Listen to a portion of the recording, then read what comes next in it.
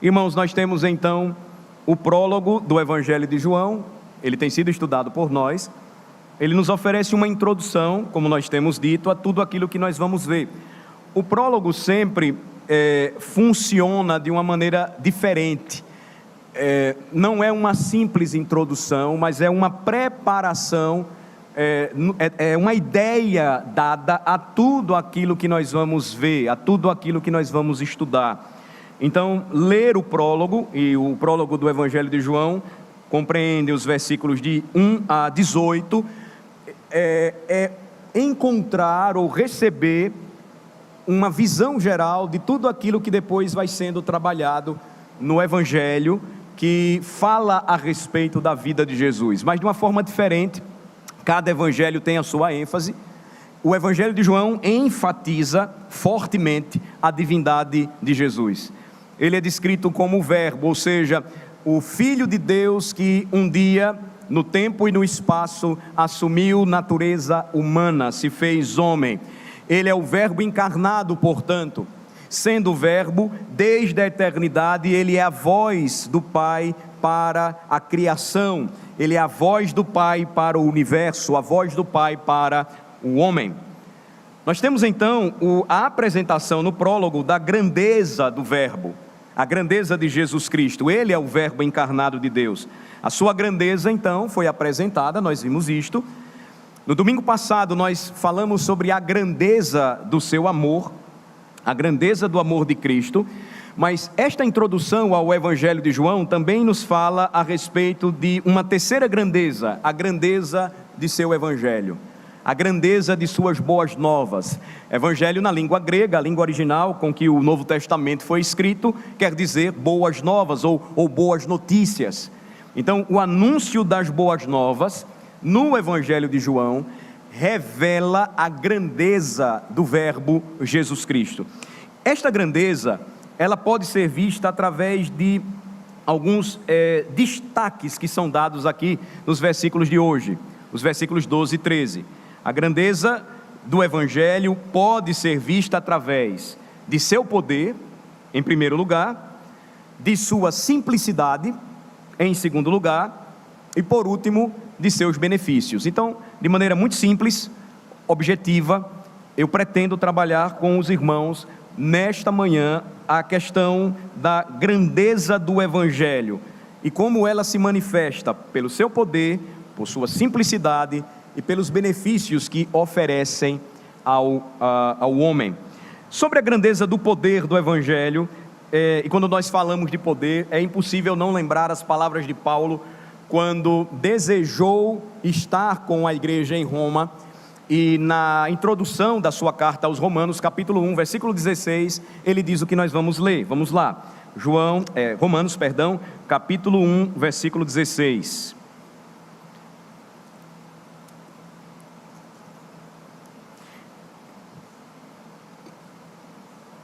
Pois não me envergonho do Evangelho, porque é o poder de Deus para a salvação de todo aquele que crê, primeiro do judeu e também do grego.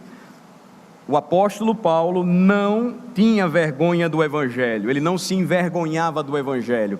E a razão apresentada por ele é porque o Evangelho é o poder de Deus para a salvação de todo aquele que crê neste Evangelho. A palavra poder na língua grega é aquela que na evolução da língua vai originar uma palavra que nós conhecemos muito bem em nossos dias, dinamite. Dinamis é a palavra para poder na língua grega. Obviamente, no primeiro século da era cristã, ninguém conhecia um explosivo como a dinamite. Na verdade, nem se conhecia os explosivos ainda. Então, não se pode dizer que o Evangelho é a dinamite de Deus. Isso seria uma forçação exegética do versículo, mas nós podemos mostrar ou explicar a força do Evangelho quando a própria palavra inspirada utilizou aquela que hoje nós conhecemos ou temos uma ideia da sua dimensão ou da sua força. Notem, o Evangelho é como se fosse um reator nuclear que, tendo liberada toda a sua força, tem uma dimensão e um alcance poderosíssimo, mas não para o mal, senão para o bem. Lembrem-se do que acontece na década de 80 com a explosão da usina nuclear de Chernobyl, na Ucrânia. Eu lembro que quando criança, os noticiários só falavam deste assunto, e a dimensão da destruição do poder, por conta da explosão de um reator, ainda hoje é percebida. O índice e o grau de radioatividade naquela região é muito grande. A ideia de poder, então, nos dá uma dimensão de que, quando liberado, pode fazer ou pode causar para o bem ou para o mal. No tocante ao Evangelho, irmãos, o poder que vem de Deus é para a salvação de todo aquele que nele crê. João então fala em sua introdução deste poder do Evangelho, que é grandiosíssimo, e que a sua dimensão, por vezes, não é calculada por nós não fazemos ideia disso. Lembro-me que anos atrás, uma turma de formandos em informática perguntou se nós realizávamos aqui ações de graças para formaturas. Ligaram, eu atendi e eu respondi: nós fazemos sim, mas em geral nós fazemos para os membros da igreja. Mas eles disseram: nós não temos nenhum membro na igreja, pastor. Na verdade, nós não temos nenhum crente na turma, mas nós gostaríamos de oferecer um culto em ações de graças. Nós poderíamos fazer isso. Eu continuei e disse: vocês poderiam. Agora, para quem não é membro, existem algumas regras. E eu disse: todas elas. E eles disseram: nós vamos cumprir todas. Eu então reuni alguns jovens para me ajudar com o canto, porque ninguém sabia cantar nenhum canto de Sião, nenhum canto cristão. Eles participaram de toda a formalidade, de toda a liturgia, sem nunca terem entrado em uma igreja evangélica. Eu não entendia na época o que é que Deus estava querendo com tudo aquilo. Resumindo a história, Ele queria ensinar a mim e a nós como igreja que nós não conhecemos a dimensão, a grandeza e o poder do Evangelho. Daquela turma, 2 pessoas se converteram, a mãe de um formando e sua esposa. Caminharam conosco aqui ainda um tempo, batizaram-se e professaram a fé. Uma delas está hoje congregando em outra igreja mais próxima de seu lar. Mas a grandeza do Evangelho nós não conseguimos dimensionar, nós não conseguimos saber. Uma outra situação que me chama ou me impressionou bastante foi viajando com um velho pregador e tendo o privilégio de estar com ele, participando de mais de uma conferência, nas regiões por onde ele passou e pregou no passado. Antes da conferência começar, eu estava sentado ao lado dele, jovem pastor, ao lado de um pastor já aposentado. Eu fiquei vendo a quantidade de pessoas que chegavam para ele e diziam: muito obrigado, o senhor não me conhece, mas há 10 anos, há 20 anos, o senhor pregou o Evangelho na minha cidade, e Cristo usou o senhor para que eu conhecesse as boas novas de salvação. Olha aqui eu, meu esposo, meu filho, minha esposa, meu filho, e eu admirado com o que o Senhor faz ainda hoje, através da grandeza do poder do seu Evangelho. É este Evangelho, irmãos, que nós estamos aqui mais uma vez comentando. É sobre este Evangelho que nós estamos mais uma vez falando. Então, Paulo usa a palavra que descreve o poder do Evangelho em Romanos capítulo 1, versículo 16, e a lembrança para nós, uma vez que nós ainda estamos estudando a introdução do Evangelho de João, é que o Evangelho deve permear todo o nosso pensamento, ele deve ocupar toda a nossa mente, ele deve dominar todo o nosso coração.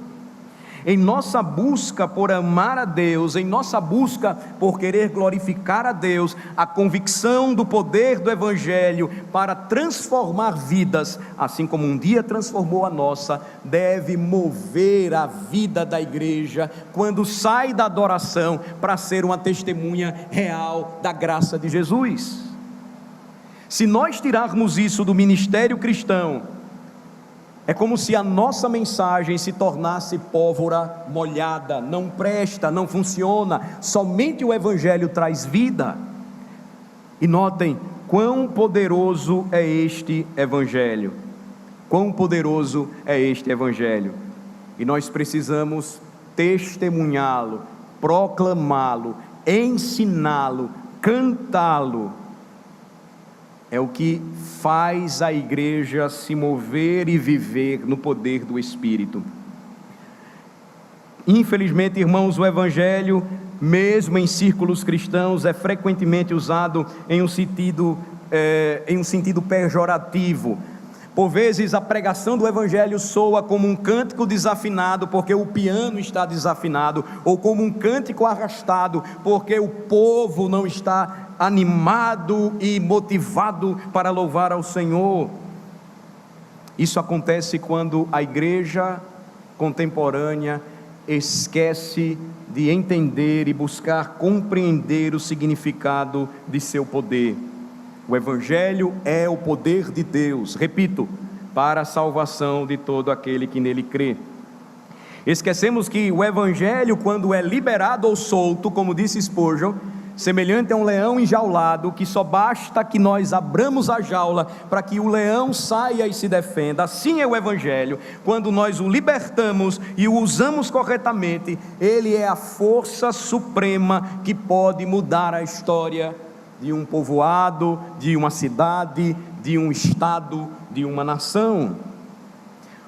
João capítulo 1, versículos 12 e 13, em seu contexto, nos apresenta de forma vibrante esta imagem pulsante do Verbo de Deus, o Cristo do universo cósmico, que sustenta todas as coisas pela palavra do seu poder, e ao mesmo tempo nos impacta, nos atinge com o poder do seu santo Evangelho, com a luz do seu Evangelho, através das nossas consciências, natureza, testemunho. Observem: mas a todos quantos o receberam, deu-lhes o poder. Vejam a grandeza do Evangelho, que é do grandioso Cristo.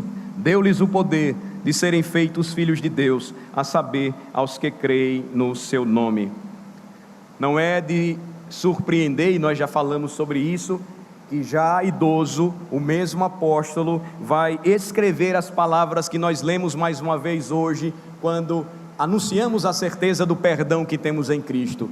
Vejam com que grande amor nos tem concedido o Pai, ao ponto de sermos chamados filhos de Deus. E ele vai dizer, e de fato é isso que nós somos. É como se João estivesse dizendo: somos filhos de Deus.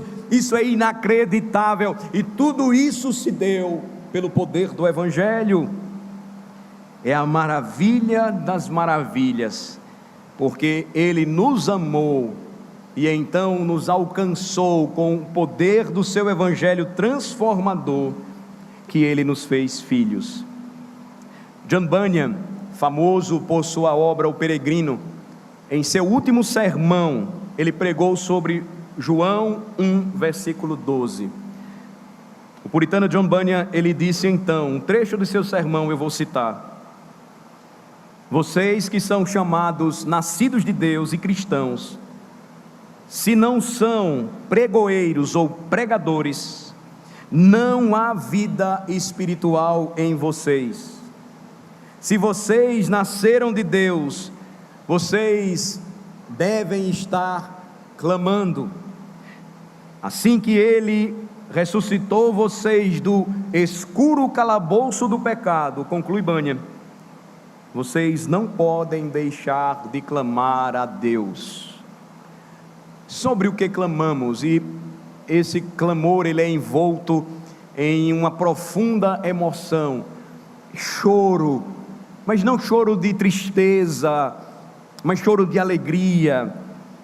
Esse choro ele é envolvido naquilo que o apóstolo diz: porque agora nós recebemos o espírito de adoção, transformados em filhos de Deus, nós podemos nos dirigir ao Pai e chamá-lo meu querido Pai. Podemos dizer Abba, Pai.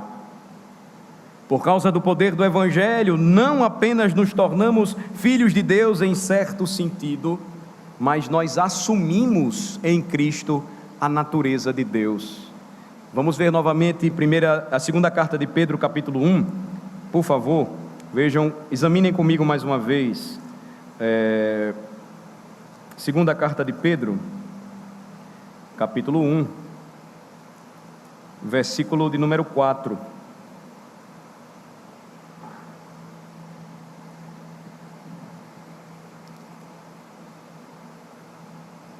Se nós lermos a partir do versículo 3, entendemos melhor o contexto.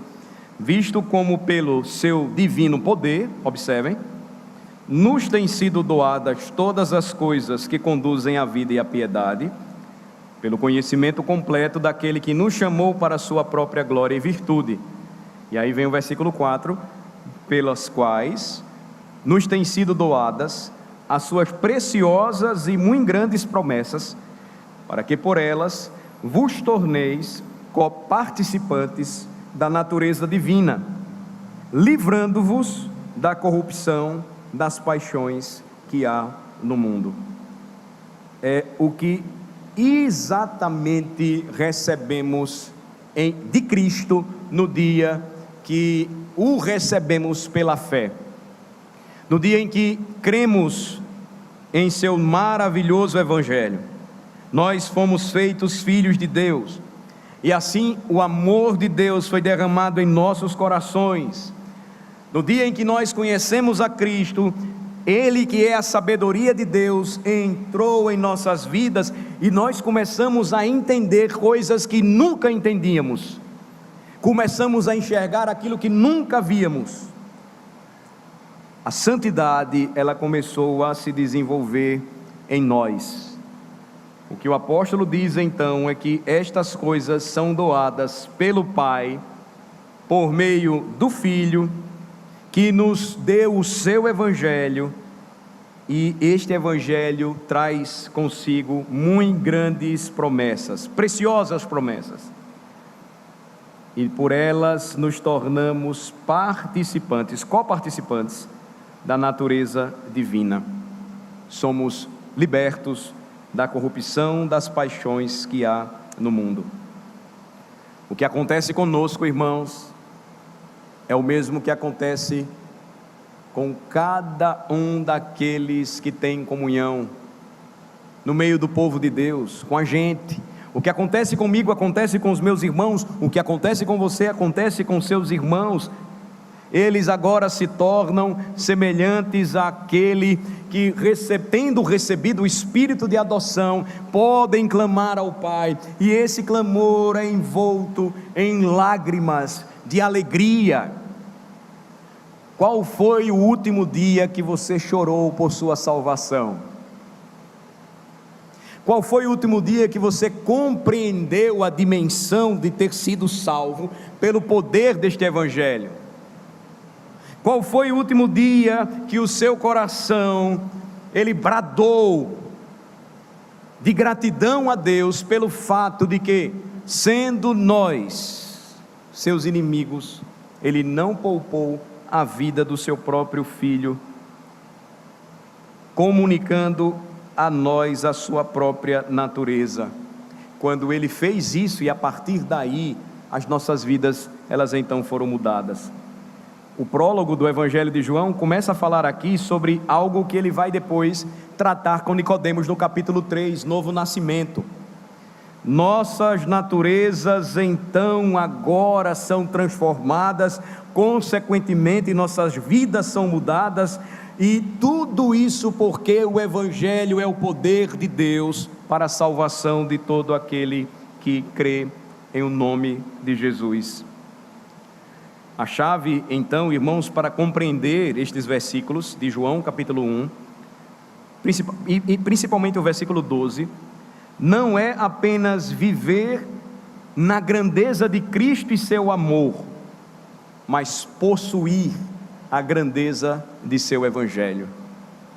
Essa é a dinâmica que dá vida ao crente. Eu então vivo na grandeza de Cristo, cada vez mais conhecendo a Cristo, eu percebo quão grandioso Ele é, vivo na grandeza do seu amor, e isso me leva a um estado de admiração profunda, porque Ele me fez filho de Deus, mas também possuindo a compreensão da grandeza do seu Evangelho. Esta dinâmica, ela dá vida ao crente, ele vive de maneira diferente. Eu peço que os irmãos leiam cuidadosamente a pastoral deste domingo. Ela não é só voltada para os homens da igreja, principalmente para eles, mas diz respeito a todos nós. Vai tratar de questões muito profundas, a razão porque por vezes nós temos até vergonha e limitações de nos expressar, de levantar as mãos quando oramos, e a Bíblia diz que os varões devem fazer isso, de cantar ao Senhor em plenos pulmões, do mesmo jeito que muitos homens ontem gritaram como loucos pela final do campeonato carioca, ou vão aos estádios e gritam por seus times. Existe alguma razão por que por vezes nós dispensamos muita energia em algumas coisas, fervorosamente discutimos sobre política, brigamos com os nossos familiares, com os nossos irmãos, nos afastamos? Existe uma razão porque nós dispensamos muita energia em algumas coisas, e no tocante a Cristo e a sua igreja, parece que nós estamos escondidos, não assumimos a nossa posição no meio do povo de Deus, não nos unimos com os irmãos. Então, essa pastoral é interessante porque nos mostra que, em resumo, quando eu não tenho a compreensão da grandeza de Cristo, de seu amor e do seu Evangelho, não resta nada para mim. A dinâmica da minha vida cristã, ela está totalmente diferente. A vida cristã, ela não é uma transformação radical, porque eu não percebo que o amor de Cristo é o único que pode radicalmente mudar uma vida, porque um dia mudou a minha vida. A vida cristã não se torna vitoriosa, animadora, esperançosa, empolgante, porque eu estou colocando toda a minha energia em outras coisas neste mundo. Esta é a grandeza do poder do Evangelho, mas falemos também sobre a grandeza da sua simplicidade em segundo lugar. A grandeza das boas novas, o Evangelho, não vem apenas de seu poder, mas também de sua simplicidade.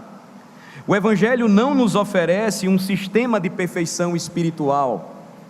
Erram aqueles que buscam isso no Evangelho, ou que tentam ensinar o Evangelho com base nisso. O Evangelho não é aquilo que muitos acreditam: se eu apenas juntar estas coisas, se eu apenas fizer estas coisas, eu posso então conseguir crescer na vida cristã, ser santo. Não, o Evangelho não aponta para esse caminho. Esta não é a boa notícia, que eu devo fazer alguma coisa para Deus. Esta é uma péssima notícia, pois o Evangelho verdadeiro, ele é simples. Veja, o versículo 13 de João capítulo 1 nos lembra: os quais não nasceram do sangue. O apóstolo deixa claro isso. Não nascemos de descendência natural. O apóstolo não estava aqui, obviamente, tratando, quando falou de ter sido feito filho de Deus, de um nascimento como acontece naturalmente quando nós então, do útero de nossas mães, gerados um dia, vimos ao mundo. A questão não é essa. João está deixando claro que esta não é a maneira de se tornar filho de Deus. Não é pela nossa descendência. João vai lembrar que a vida espiritual não vem pela vontade da carne. Vejam, versículo 13: nem da vontade da carne. A vida espiritual não vem da vontade do homem, nem da vontade do homem, mas de Deus. Não é pelo desejo físico, algum processo de procriação. A vida espiritual não vem dessa maneira. João então lembra que nós não podemos realizar coisa alguma para obter a vida eterna. Até mesmo a fé, nós sabemos, é um presente de Deus, é um dom de Deus. Isso não quer dizer que não há lugar para a disciplina na vida cristã, que os mandamentos de Deus não são claros para que nós busquemos em obediência agradar a Deus. A questão não é essa. Eu estou falando de tudo começa e onde nós devemos depositar a nossa esperança e onde devemos buscar a fonte para a nossa vida ou para a dinâmica da vida cristã. João lembra que o potencial do homem, por mais vontade que tenha, por mais criativo que seja, em construir pontes para tentar chegar aos céus, para realizar-se espiritualmente, a vida espiritual não será alcançada jamais dessa maneira. A simplicidade do Evangelho, ela é vista nas últimas palavras do versículo 13, observem, mas de Deus, só isso. Não é da vontade da carne, não é da vontade do homem, não é do sangue, mas a salvação, ela vem de Deus. A salvação é toda de Deus. Tiago, o irmão do Senhor, ele escreveu, capítulo 1, versículo 18, por favor, vejam comigo. Tiago, capítulo 1, versículo de número 18. A partir do versículo 16, nós temos uma compreensão de seu contexto aí. Veja que interessante o que Tiago vai falar. Quando ele chega no versículo 18. Não vos enganeis, meus amados irmãos. Versículo 16. Toda boa dádiva, todo o dom perfeito, são lá do alto, vem lá do alto, descendo do Pai das luzes, em quem não pode existir variação ou sombra de mudança. E aí o versículo 18 diz: pois segundo o seu querer, Ele nos gerou pela palavra da verdade. É o mesmo verbo para o nascimento, para expressar quando alguém nasce naturalmente, só que aqui, observem, é um nascimento sobrenatural. O Senhor nos gera pela palavra da verdade. Aqui está a simplicidade do Evangelho, para que fôssemos como que primícias das suas criaturas, ou seja, coparticipantes de sua natureza divina. Os irmãos conhecem bem o apóstolo Paulo, escrevendo aos Efésios, ele diz: pois pela graça sois salvos mediante a fé, e isto não vem de vós, é presente, dom de Deus, não de obras, para que ninguém se glorie. Por vezes os conceitos mais simples do Evangelho são os mais profundos. João vai dizer: a saber, aos que creem no seu nome. O nome aqui é o nome de Cristo. Notem, mais uma vez, é o nome vibrante deste prólogo. Quem é Cristo?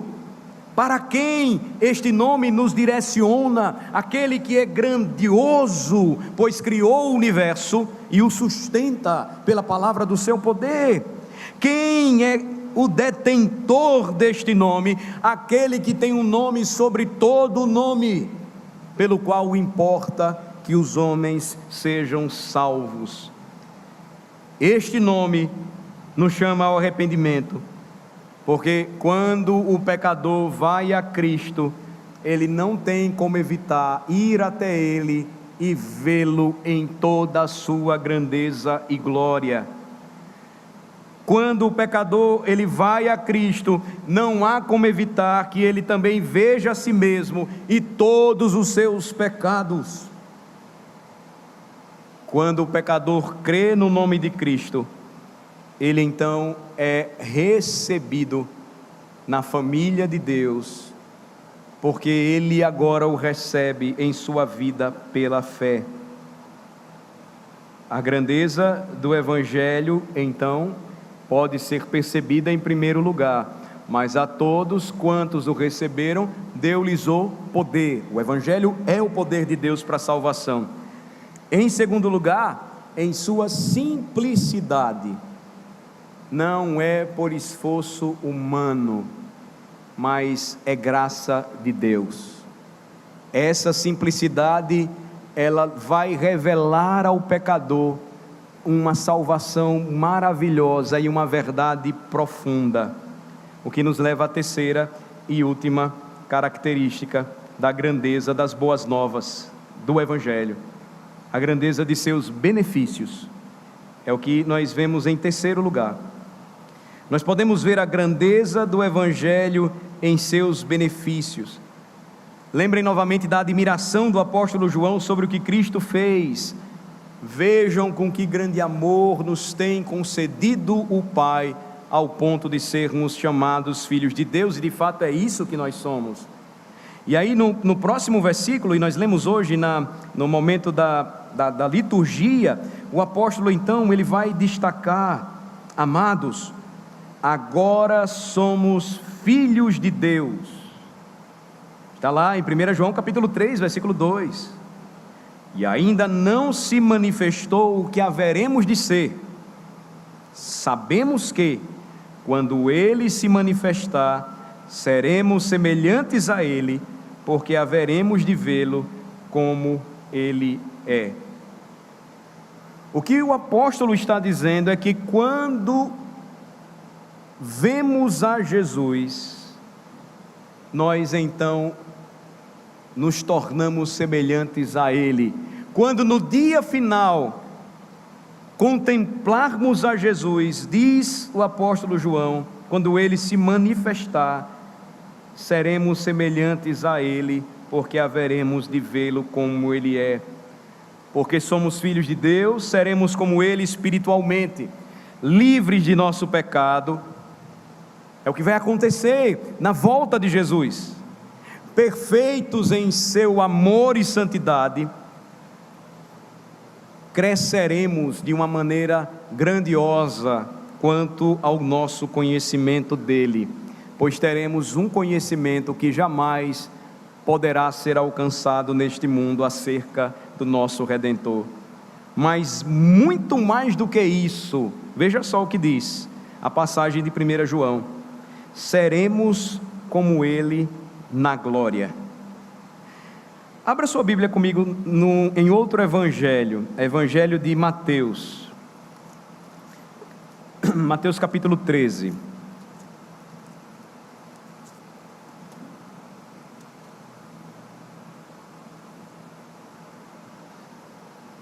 A partir do versículo 36, quando o Senhor explica a parábola do joio,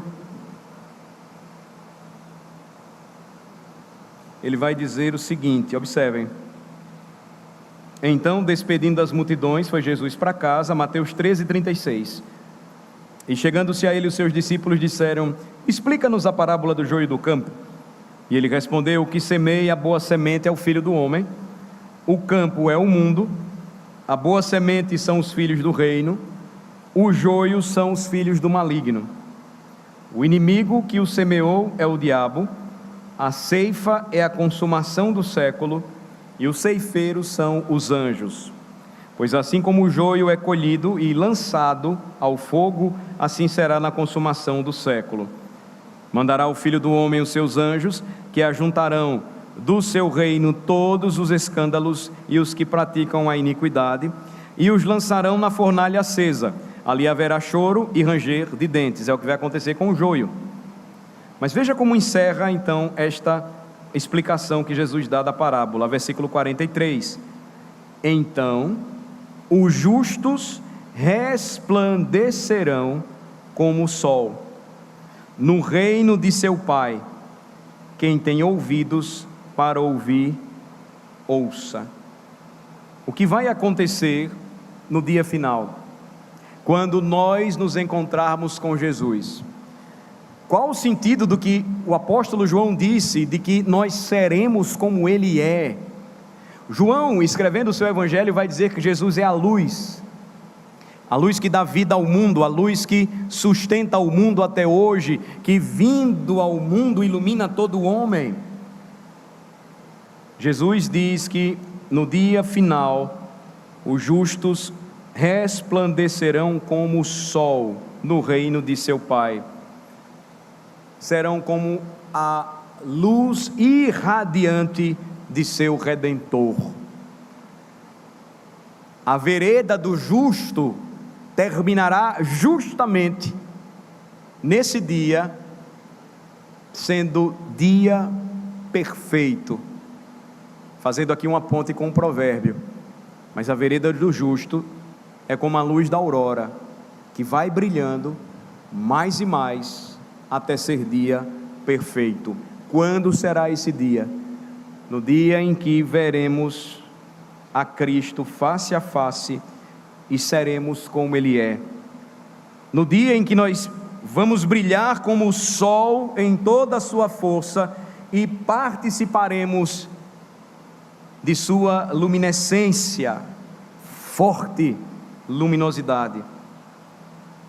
A palavra de Deus diz que nós seremos neste dia como seres gloriosos. O Evangelho, meus irmãos, pode transformar a pessoa mais estúpida, a pessoa mais violenta, a pessoa mais suja, em um ser imortal e glorioso, além do que podemos descrever ou imaginar. Ele fez isso um dia comigo, Ele fez isso um dia com vocês, Ele pode estar fazendo isto hoje, com alguns de nós aqui, que estão conhecendo o Evangelho, ou estão ouvindo-o pela primeira vez. A conclusão, irmãos, é simples para nós. Se um dia nossas vidas não tivessem sido transformadas, se o Senhor na história não tivesse vindo e nos afastado de todo e qualquer envolvimento com a perdição deste mundo, permaneceríamos sem Cristo, e grande seria a nossa ruína. Mas pensem um pouco, meus irmãos, no fato de que novamente nós estamos aqui. E mais uma vez nós vamos receber da mesa de Jesus o pão e o vinho. Que mais uma vez nós vamos glorificar a Cristo ao comer o pão e ao beber o cálice, por seu maravilhoso Evangelho, por sua grandeza, por seu amor e por esta poderosa palavra que um dia nos alcançou e tem nos ensinado tanto. Observem, o que nós temos aqui é a lembrança de que o que Cristo fez por nós, o seu grande amor revelado por seu povo, é o motivo porque nós permanecemos nesta congregação, é o motivo porque perseveramos, pois Ele persevera por nós, é o motivo porque nós o amamos com devoção, porque Ele nos tem amado antes da fundação do mundo. Pensem mais uma vez sobre isso, meus irmãos, e não se envergonhem de derramar lágrimas de alegria e gratidão, porque nós um dia estávamos perdidos, mas quando alcançados pelo poder do Evangelho, fomos transformados em filhos de Deus. A minha pergunta final é: nós temos depositado a nossa fé de forma ilimitada, nós temos confiado sem reservas em quem, em nosso Cristo, nós temos crido em tudo aquilo que a palavra fala a respeito dele. Isso faz toda a diferença na maneira como nós vivemos neste mundo, na maneira como a partir de hoje nós enxergamos a verdadeira luz e passamos a conhecer a verdade que vai conduzir a nossa vida e o nosso caminhar até aquele grande dia em que o veremos face a face e seremos como o sol brilhante da justiça, Cristo, porque diz a palavra, nós seremos como Ele é. Não tenham vergonha de afirmarem isto para quem quer que seja. Não tenham vergonha de lembrar sempre a vocês mesmos e aos seus irmãos que nós todos aqui presentes somos herdeiros desta grandiosa promessa. Lembre-se mais uma vez do que nós vimos no domingo, na última ceia. Não é um momento para a introspecção individual, ainda que envolva a participação na ceia de elementos que mexem conosco. É um momento para que também lembremos que nós não estamos sozinhos, mas ao nosso lado está alguém que foi também transformado em Filho de Deus, que foi amado pelo Pai, que foi salvo pela graça de Jesus, que tem louvado ao Senhor juntamente com você pela grandeza do poder, da simplicidade e dos benefícios deste santo evangelho. Deus nos abençoe, irmãos. Nosso Senhor e Pai, agora que acabamos de ouvir a Tua palavra, sendo alimentados, ó Senhor, por Ti mesmo, com o evangelho poderoso, simples e cheio de benefícios para nós, rogamos ao Senhor que guarde em nossos corações tudo aquilo que aprendemos, e assim sejamos fortalecidos, animados, consolados e desafiados nesta vida, a seguirmos avante, com Cristo e por Cristo. Aplica, Senhor Deus, tudo o que ouvimos nesta manhã, enche o nosso coração de uma alegria celestial, que não pode ser expressa de outra forma senão com a sincera gratidão que nos leva à emoção e às lágrimas, quando mais uma vez paramos e ouvimos o Senhor dizer: meus filhos, vejam com que grande amor eu tenho amado vocês, a ponto de chamá-los de meus filhos, ao ponto de meu filho não ter vergonha de chamar vocês de irmãos, ao ponto de recebê-los em minha mesa, pois vocês fazem parte da minha família. Ó Senhor, que estas verdades estejam vivas em nossos corações nesta manhã, e que possamos assim, ao receber a Tua palavra agora, selá-la com este sacramento, comendo pão e bebendo cálice, e anunciando a morte do nosso Redentor, até que Ele venha. Em nome de Jesus oramos, amém.